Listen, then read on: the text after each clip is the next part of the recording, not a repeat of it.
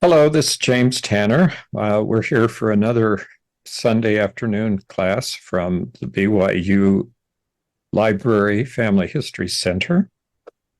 We have just recently, at the time of this particular class, we just finished a session of Roost Tech up in Salt Lake City, and it was a tremendous success. Probably twice as many people there this year as there were last year. We started to feel like we're really going to come out of the effects of the pandemic and all that. So it was quite a success, and I would strongly recommend if you have the means and the time that I would start planning right now to go next year. The Roots Tech will be held the first weekend in March, and it's a 3-day conference. So now we're going to get into this, and that's really kind of what's happened up at Roots Tech was all of the technological advances. It's very obvious from talking to people and all the exhibitors and people from Family Search and MyHeritage and from all the other companies that the main idea, the main talk about, and the big news was artificial intelligence, and we'll talk a little bit about that today. So let's get moving forward. This is something that I like to remind people of, especially if you're not tremendously involved in technology. You're going to basically have an idea that it's just magic. And this is a quote from Arthur C. Clarke. He's a writer, and it's very commonly quoted. Any sufficiently advanced technology is indistinguishable from magic. And that's kind of the way it is there. There's things that are happening and what you're seeing, and it's truly amazing. The improvements over some of the computer programs that have been available in the past are just I hate to use the word twice, but they're overwhelming. They're remarkable.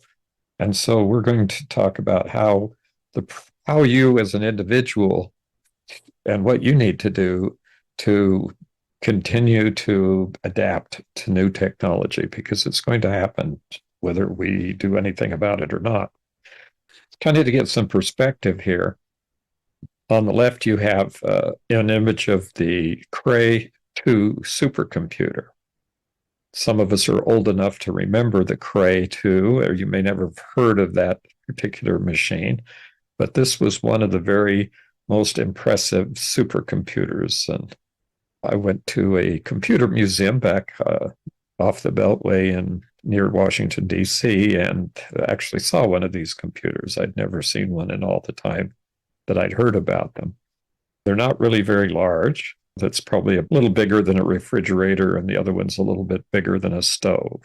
So that would give you a size comparison there. And what happens and what drives all of the changes is the technology. And so on the one hand, we have the Cray supercomputer, which was called a supercomputer back then. And we have on the right-hand side an iPhone 12. That's not the latest version of the iPhone. Actually, the latest version is the iPhone 15. But it's hard to compare an iPhone 15 with anything that as old as a Cray 2 supercomputer.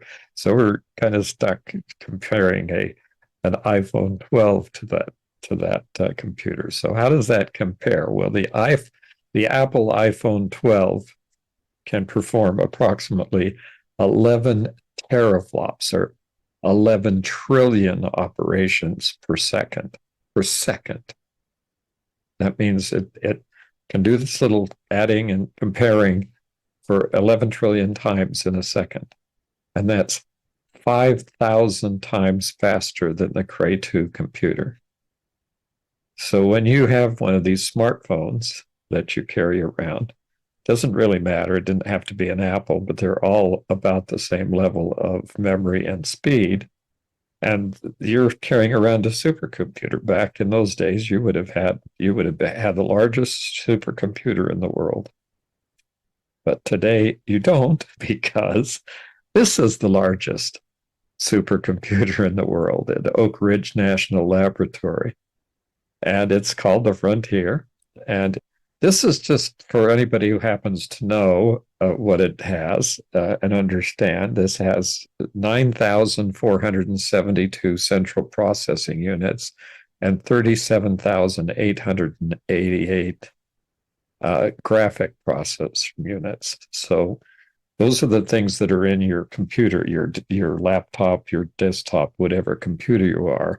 And some of the faster computers today will have maybe up to 20 or more CPUs, central processing units. This one's like 9,000. For getting all of those to work together is the big challenge. And using all of that computer power is the main challenge. So what does that mean? It means that perhaps in another 20 years or even less, or maybe even in 10 years, or maybe even in 5 years, because of the rate of change of technology, that what you're carrying around in your pocket at that time may be 5,000 times faster than that computer, 5,000 times more powerful than that computer. That may sound like, oh, that's just mind-boggling that you would have that. One of the main inventors and commentators of electronic and technological change is a man by the name of Ray Kurzweil. And Ray Kurzweil said that he has a theory that we're into exponential technological growth. And if you were looking at the curve of exponential growth, it would be going straight up. And that changes you're going to have are happening very rapidly. I gave a talk, a 3-hour talk at Roots Tech, back to back, an hour at a time, about artificial intelligence. And the interesting thing was, as I got into the artificial intelligence and I got my slides and my preparation, I was still making major changes the day before I was having to send these into Roots Tech to get them ready for being put online. And since that time, it was about 2 weeks before, it's now 3 weeks ago. In 3 weeks, some of the things that I had in my presentation were either inaccurate or outdated in that 2 or 3 week period. This is something that you really can't fasten down, and it can be stressful for people thinking about how this is changing, and some people feel threatened by that. And that's not an appropriate reaction to technology. It should be a challenge, but when you get down to it, it's going to become, at some point, it's going to become necessary and helpful.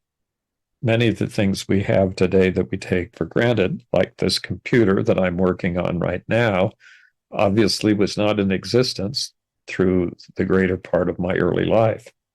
And so there's nothing that I would have had in that time period that would have prepared me or made me understand what I'd be doing today by giving this class across the internet, which did not exist, by it through a computer, using a computer that did not exist, and other technology that did not exist, including the programs that I'm using to show these images.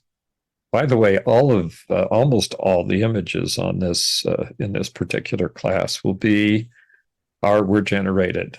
You probably can tell some of them look generated. In other words, they're not exactly perfect. They have some idiosyncrasies. As time goes on, and as I'll be able to show here, there is a point at which image generation, which is a good part of the AI revolution that's going on right now, it is indistinguishable from even high quality photographs and the photographic process. So if there's a question about AI taking over the graphics industry, there's actually no question that it will. And it will also make substantial changes. But those changes are things that basically are going to continue to happen. So let's just look at some things. First of all, today's challenge with technology, and particularly in genealogy, and we're focusing here obviously on genealogy, and genealogy is not at all out of the area where it's being dramatically affected by artificial intelligence and technology in general. All three of the big genealogy companies that were there, Ancestry, MyHeritage, and Family Search, have all now announced artificial intelligence search capabilities. Ancestry had theirs a couple of years ago when they did the 1950 US Census, when they managed to go through and, in a sense, index the entire census in a matter of, well, they do the first run in a matter of 6 days instead of 6 months. And then it was only a matter of 1 or 2 months past that when the indexes were completely available or starting to be available from that effort by Ancestry. But both Family Search and MyHeritage have announced quite recently, Family Search during the conference, RegTech conference this last week, and MyHeritage at the end of December, AI search engines for their websites. You can view the MyHeritage one. This is stuff that happened during the week, and I have not been able to, like I did with that, not updated the slides, but you can see all the products that are being developed by Family Search on the website. You go to familysearch.org and then you do /, which is the one that goes to the right, and write the word labs, LABS, labs, Family Search Labs. And that has all of the recent developments, not that have been released into the main website, but those that have been developed to the point where they're letting people actually work with them.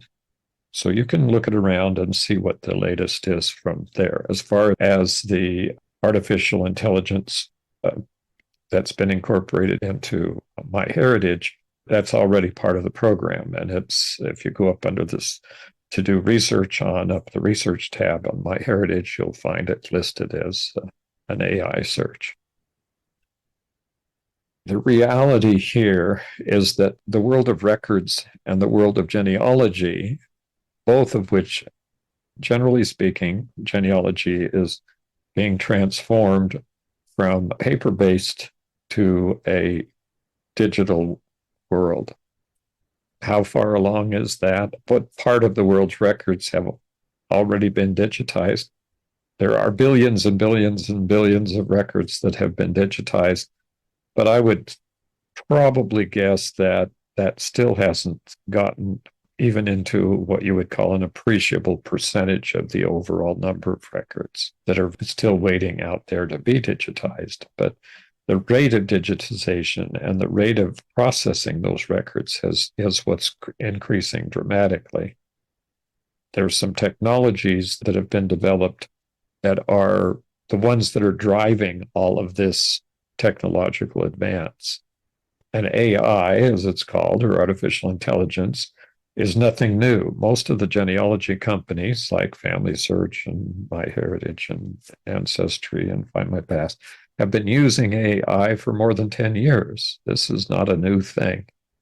It's just new to the news. I mean, every once in a while, the news notices things that have been going on for like 10 years, and they just finally understand, oh, well, this is neat. But that doesn't mean that it hasn't been around for a long time. So the things like you have, like record hints on your programs or record matches. Interesting side note, MyHeritage always had record matches, and now they have record hints. They changed that, but they kept record matches. So now you have record hints and record matches, and they're slightly different on MyHeritage. So there's some things that happened over the week that are a little bit interesting in the sense of making things that would necessarily have to be learned. And so once you understand that this is a process that's been going on since first people were looking at making their lives better or easier to the present, then you understand that everybody all the time is having to go through some kind of technological change. So in my lifetime, for example, I remember as a younger child living with a crank telephone on the wall that was connected to a party line that talked directly to a switchboard in which some people, ladies, were sitting at the switchboard. And in that situation, and it was a small town, I could crank the phone and I could ask the ladies if they'd seen my father go by lately, if I was looking for him. So those are the kinds, that's up to, and now I carry an iPhone 15 and basically can talk to anybody in the world that has another phone. So it's quite different than it was when I was a child. There's the point. And let me just comment, these pictures really were generated by artificial intelligence. When you look at this and you say, how in the world? But that's why there's such a big issue going on. But learning a new technology, it's first of all, it's not age related. It hasn't it. I won't say that it doesn't have anything to do with age, because there's certain things that happen as you get older that make things difficult, like glasses, hearing aids, various kinds of problems, mental problems and challenges like dementia and things like that. Those things happen as people get older, and that does make it a challenge. And technology is merciless when it comes to people with age. In fact, from my experience in dealing with firsthand with people with dementia, one of the early things I saw with people as they went through this process in my own family was they lost their ability to use a computer, because everything on the computer was visual. And once you move it around, if you don't have the memory and the ability to recall immediately what's happening, you lose things almost immediately. So this is it's just an interesting commentary on this. But the question from in an overall sense of coping with technological change is education and experience. And that's what's happening in the school system. So if I were coming into computers now, I would have to go through the whole process of learning about computers that I began more than almost 40 years ago. In fact, now it's longer than 40 years ago. And that during that whole time period, it was incremental. In other words, I was living through the changes, but I was keeping up with the changes as they went along. And so I'm able to function with the newer technological changes. And I already have this constant education process going on. So with education and the experience, then you can cope. So you don't want to sell old guys short and assume that uniformly they can't work on computers, because some of us actually have been working on computers long before many of our contemporaries out there were born. And so this is the way you need to rearrange that.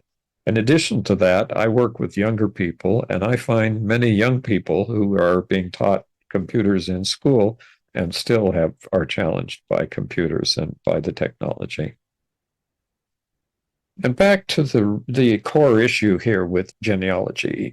For as long as genealogy has existed, genealogical research has been done on paper, or before that on parchment, vellum, and other substances, and whatever, back into the historical world. But if you're working on paper today, you're basically going to recopy everything that you do at least twice. And so it's just not a very good idea. There's no magic way of sticking a piece of paper into the computer and then actually transferring that directly to a genealogy program. There will be very shortly, I can assure you, but it's going to be a while before that happens. In other words, there are things that are going on. For instance, one of the basic changes that's occurring is handwriting recognition. Now, if you were to look from the standpoint of what's going on today, handwriting recognition has matured in the sense that it's being used extensively in the last, well, I would guess 2 to 3 years. And presently, all of the major genealogical companies are using handwriting recognition to digitally convert the handwritten paper documents into digital images and then recognize the handwriting and use that to create indexes. And one of the other things that's being brought out by Family Search, for example, is indexing all text, meaning everything in the document is indexed. So you're searchable on every single word. We've already had that for a long time, but now they're applying it to handwritten documents that have been digitized and made readable and turned into text by the programs. And one thing you'll see is if you look, if, for example, this picture here, and I think this is a good picture to if you look closely at it, you'll see that most of the faces are a little weird, and some of the characters here are missing various body parts, and some of them have heads on the side of their arms and things like that. This is because this is at this level, the level that this particular program created, it was not capable of actually generating an image for each one of the individuals in this picture. You contrast that to the previous image where it was very near photographic quality. But I can assure you that what you see here will not be too far in the future because there's already other companies other than what I used for that picture when I did this a couple of weeks ago in preparation for this solid week of 11 live presentations that basically has changed. And now I could find probably an image that had people that looked quite realistic. So not just the technological challenges of genealogy, but genealogy requires a bundle of skills. It requires you to know a whole variety of different things about the world in general. So from that standpoint, it's important that you begin the process right now of brushing up on your basic skills. If you haven't acquired the basic skills, then I encourage you to do that. And what do I mean by basic? I mean by basic is your ability to run the computers. Keyboarding is what it's called now instead of typing. But typing is a tremendously important factor. One of the things that happens is that the machines and the technology moves very fast, and your ability to enter information needs to increase. So one of the things you could do, for example, is start learning how to interact with your computers with your voice. You know, there are people now who dictate everything to their phone when they're doing texts, meaning small sets of information sending back and forth between people, a text to text file. It's kind of getting very sort of generally known around the world. My wife and most of her people, and even I on occasion, will use only their voice to do text files. Even though there are people who can enter information into a smartphone with their thumbs, called thumb typing, that is as fast almost as you can enter them in using a regular typing techniques. So some of these things are the ones that we need to learn and do. And one of the important things is know that learning how to do and use any technology, how to use it, can be reduced into a series of steps. This is what we know for sure about technology education. And so it's something that is already available. And here's what we have. And this, of course, I'm involved with the Family History Guide on a direct basis. And this is a free online program called the Family History Guide. And it is basically here on the fhguide.com. And it has all of this step-by-step instructions for computer basics, technology basics, and learning paths with step-by-step instructions for all of the major programs, repeating Ancestry, Find My Past, and My Heritage, Family Search, and others. And so this is kind of a gateway website into all of this technology. And just for interest's sake, Family History Guide is used by Family Search to teach new families, the Family Search missionaries, those people who are volunteers who work in the family history centers. All the missionary volunteers at the BYU Library Family History Center and at the Family Search Center in Salt Lake City, and BYU's in Provo, Utah, and then in Salt Lake City are taught using the Family History Guide as a kind of the basic information for being taught. So this is a major program, and quite recently the National Genealogical Society, NGS as it's known, also has become made a partner with become a partner with the Family History Guide, and they will be being used to train the people within that organization, all 450 plus societies around the United States.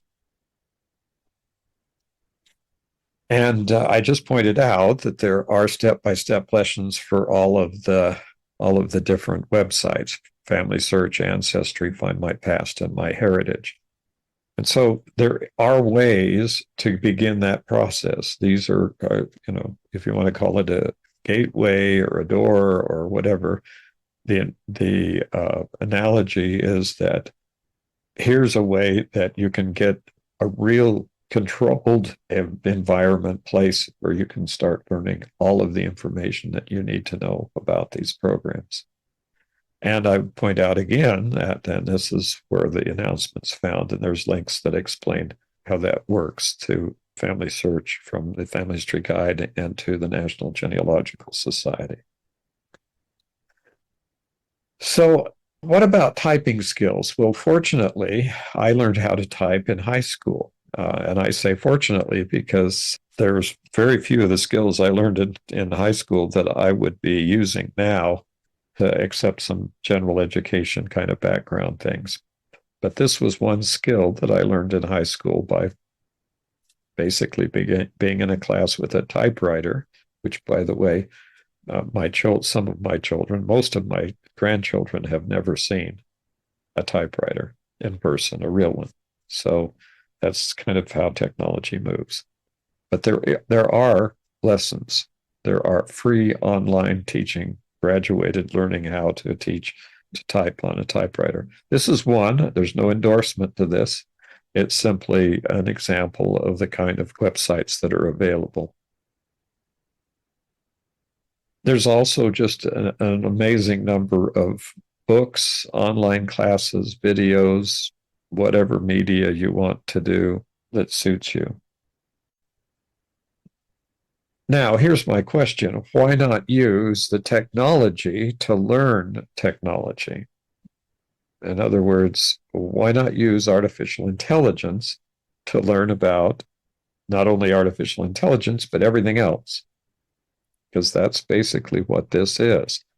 So here's what happens is that AI, or artificial intelligence, just got friendly. Now, what that means is that we have what are called chats and chat bots.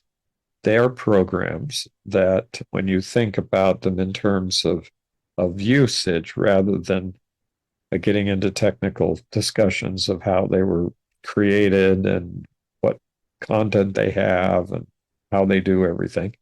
If you just think of it in terms of like with a phone, picking it up and using it, or driving a car and using it, and you really don't need to know how to dismantle the engine of your car or change all of the, rebuild a car from scratch just to drive a car. Well, unfortunately, people who are involved in some types of technology seem to think that unless you know how the whole thing works, and were able to fix it or to make your own chatbot, then you're really not really there.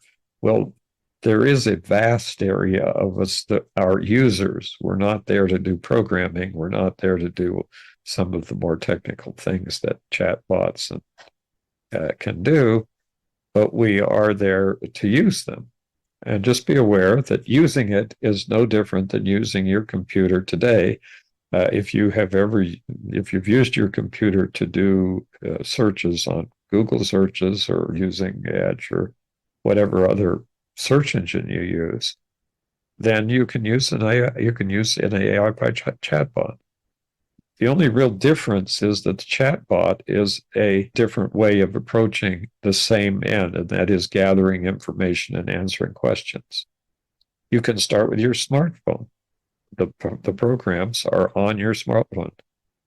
Even if you haven't made any effort to put an AI chatbot on your smartphone, you probably already have one. Why? Because Google and Microsoft both use them with their browsers. So if you have Chrome, you have Google Gemini. And if you have Microsoft Edge and Bing, then you have Microsoft Copilot. Okay, so you have Microsoft Copilot right there. You can ask questions by talking to your smartphone or computer. So you can actually educate yourself by sitting there talking to your phone and asking questions. So let me illustrate how that might work. So you're using these two, Gemini or Copilot. There's been a lot of news lately. By the time you watch this video in the future, it may be tremendously old news, but there's been a big blow up about some features with Gemini, and it was taken down. Well, it's back, it's working. There's just some of the features that have been are in the process of being redone or changed. Because these are new products, they were rushed out, and they're not necessarily going to stop changing. So some of the things that you might have heard early on about chat bots and chat programs like Chat GPT and others is that they were unreliable and that they hallucinated or they made things up. Well, that was before. And the problem with the technology is that it's changing so rapidly that if you buy into today's news about technology and particularly about artificial intelligence, by the end of the week, it may have completely changed. And what they said earlier may simply not be correct. So this is not a situation where you can even begin to rely on what you saw yesterday. It's something you have to constantly be aware of and constantly learn. So let me give you an example. That one right there, the question was, they're unreliable because they can sometimes make things up. That's true, they can. They actually can make up poems and pictures and things. So they only have, a computer doesn't have any concept of reality. A computer is not a human. It's not, there's no contrast between reality and unreality. It's a program running on a computer. And so basically, all it has to be is directed in a different way. Well, Microsoft, for example, very quickly began the process of when you ask a question and get information from Microsoft, you now get footnotes with the sources, meaning links out to where they got the information. So if there's anything in the answer that you don't understand or you don't believe is correct, you simply need to click on the link and go look at where they got the source. And if it's something like Wikipedia, there could be a mistake. It could be wrong, but it's probably not wrong. And so the what you might call the believability or the reliability of the chat box has just increased dramatically. Those kinds of footnote things don't yet appear in Google, and I can't say that is going to be the case tomorrow or the next day because they may very well change. But if you ask Google for all of the citations to the places where they got the information. Then you'll get a list of citations, and that'll take you to additional information. Will they make up citations? It's entirely possible, but it's probably not something that's a big problem, as not as at least as big a problem, and it may not be even a significant problem anymore compared to what it was when all those news articles came out about AI's unreliability. Okay, so the difference here is, let's say you do a Google search. If you do a Google search, then you're going to get a list of links to various websites. They're going to send you out to a website. They may give you a bit of text, but you really have to go look at all these websites.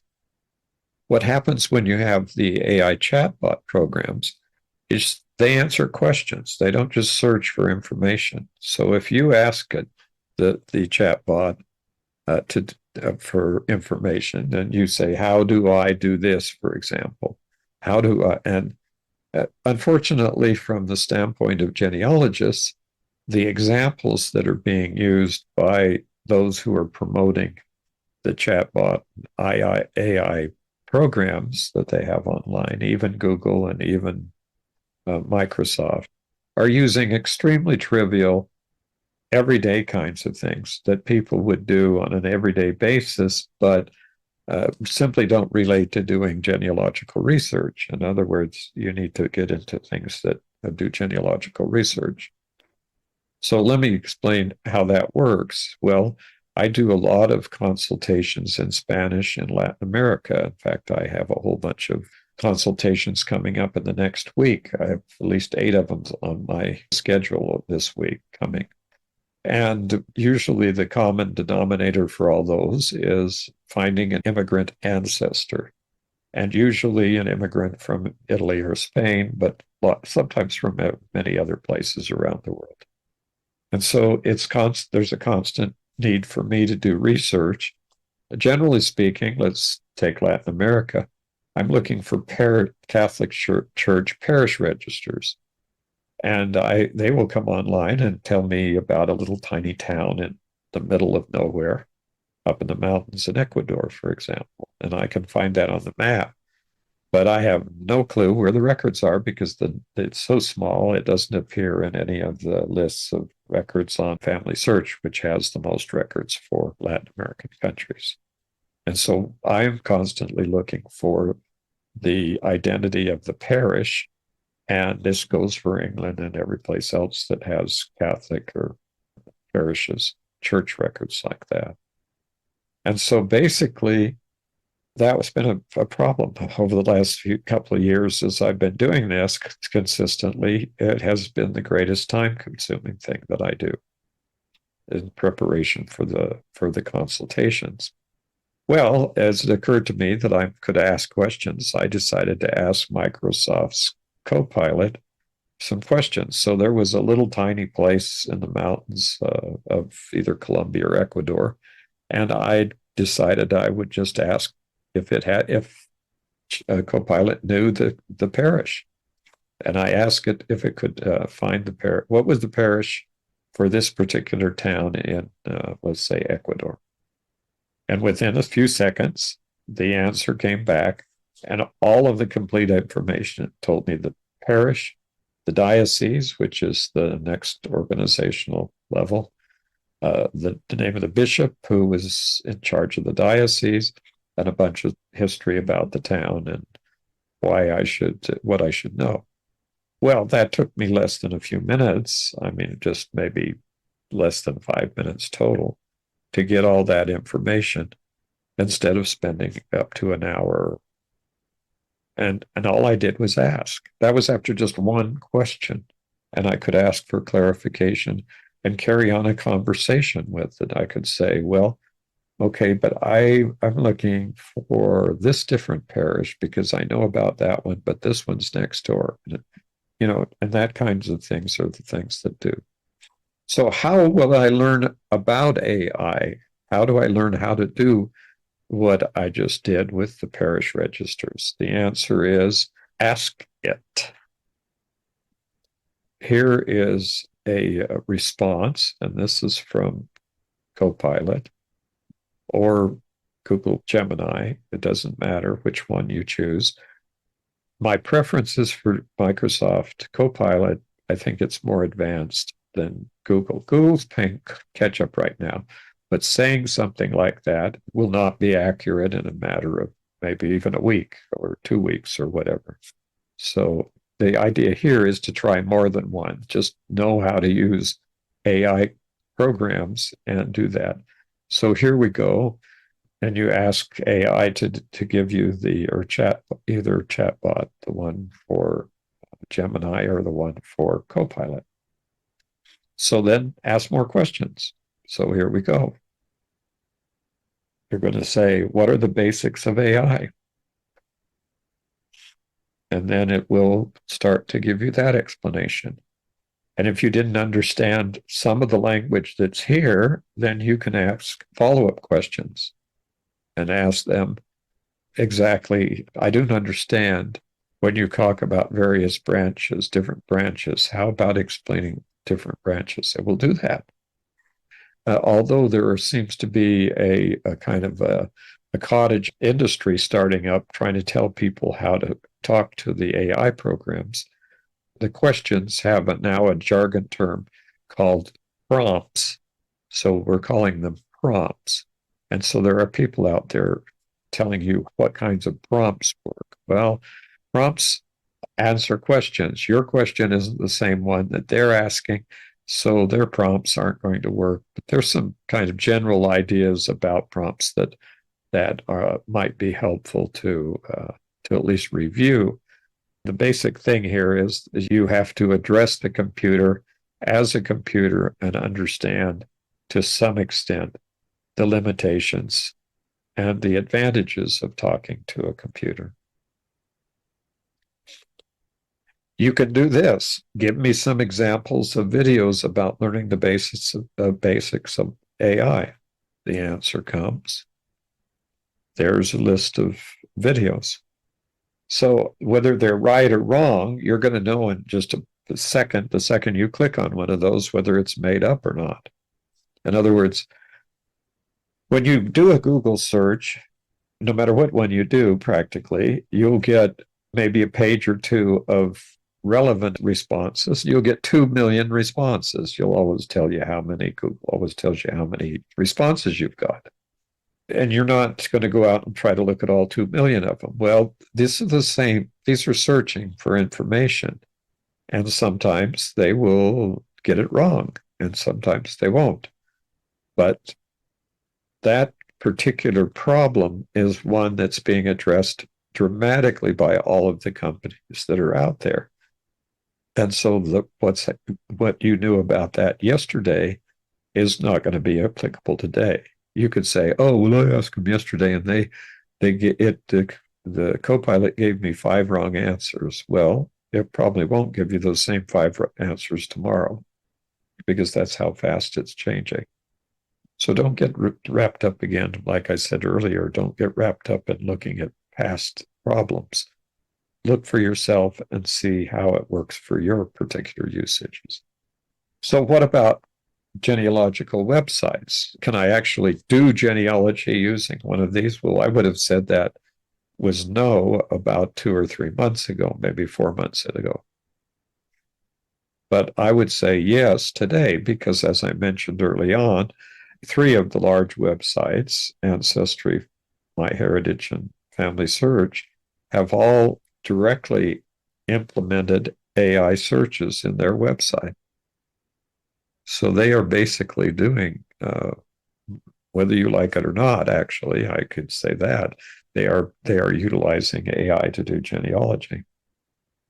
So here's a question I could ask. This is asking Google, either Google or Microsoft. So let's say I ask this question of Microsoft Copilot. What resources does Family Search offer for researching in England? Well, there's the explanation. And why is this possible that it could tell you this and give you links directly to English records? It's because nearly everything on Family Search is searchable by Google. And if It's searched by Google. It can be searchable by any other search engine. So if you're regardless of whether you're using Microsoft or Google, you're going to get similar kinds of questions about family search. And if you work on family search, you should be very much aware that using the Copilot or Gemini to do searches on family search augments, adds to, and gives more information most of the time than doing searches directly on family search.